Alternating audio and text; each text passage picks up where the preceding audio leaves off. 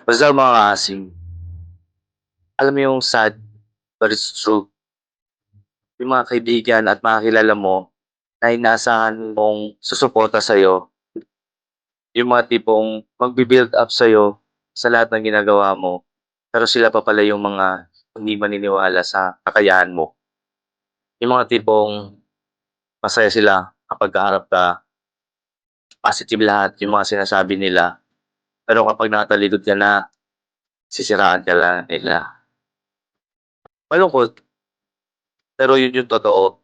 Karamihan sa ating mga Pilipino, yung 'pag nakikita na natin yung kakilala natin, kaibigan natin na umaangat na sa buhay, imbes na susuportahan natin, pilit pa nating hinihilang pababa. Hindi ko 'to sinasabi para sa sarili ko, kundi para sa ating lahat. Minsan mag-try kang mag-post sa social media ng magagandang bagay, positive na nangyayari sa'yo, walang masyadong magre-react. Pero kung mag-e-emote ka, magpo-post ka ng mga negatibong nangyayari sa'yo, lahat sila magre-react, tatanong kung bakit, kung ano nangyari. Kasi minsan, mas hinahantay nila yung pagbagsak mo kaysa yung pag-unlad mo. Mas interesado silang nalalaman kung gaano ka na naghihirap sa buhay mo.